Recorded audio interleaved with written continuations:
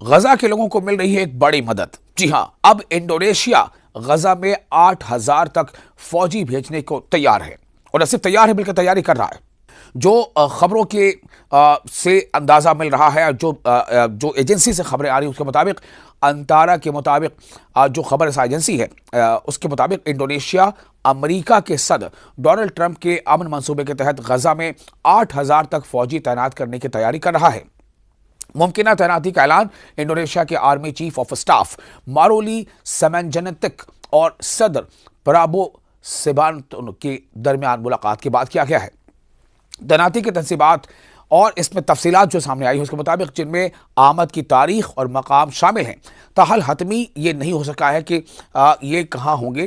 کم از کم ایک بریگیڈ جس میں 8,000 تک اہلکار شامل ہو سکتے ہیں، اس مقصد کے لیے منظم کی جا رہی ہیں۔ صدر پرابھو نے صحافیوں سے گفتگو میں کہا ہے کہ ہم صرف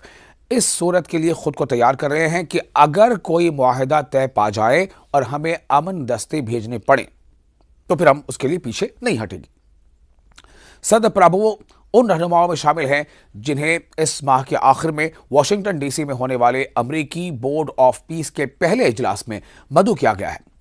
حالانکہ انہوں نے اپنی شرکت کی تصدیق نہیں کی ہے، انہوں نے یہ بھی کہا ہے کہ وہ بورڈ کی $1 ارب کی رکنیت فیس پر مذاکرات کریں گے، یعنی ان کو کہیں نہ کہیں اس پر ایک گنجائش کا وہ امکان تلاش کر رہے ہیں کہ یہ فیس کے بارے میں کیا کچھ لچک ہے۔ انڈونیشیا کے وزارت دفاع کے ترجمان ریکو ریکارڈو سرات نے خبر رساں ایجنسی کو بتایا ہے کہ انڈونیشیا نے غزہ میں امن اور انسانی ہمدردی کی امداد میں کردار ادا کرنے کے اپنے عزم کا اعادہ کیا ہے۔ یہ فوجی کثیر القومی انٹرنیشنل اسٹیبلائزیشن فورس یعنی ISF کے پہلے ارکان ہوں گے جو غزہ میں تعینات کیے جائیں گے، جس کی مجموعی تعداد 20,000 اہلکاروں تک پہنچنے کا اندازہ لگایا گیا ہے۔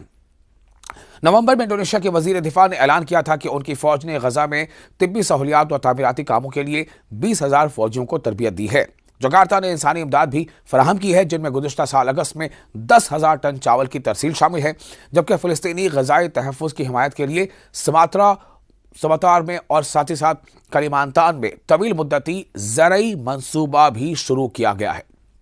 آپ کو یہ بھی بتا دیں کہ 2025 میں ہزاروں انڈونیشی شہریوں نے غزہ کے لیے انصاف کے مطالبے کے حق میں مظاہرے کیے تھے، جبکہ بعض حلقوں نے نسل کشی کے دوران انڈونیشیائی طلبہ کو اسرائیلی اداروں میں بھیجنے پر بھی تنقید کی تھی۔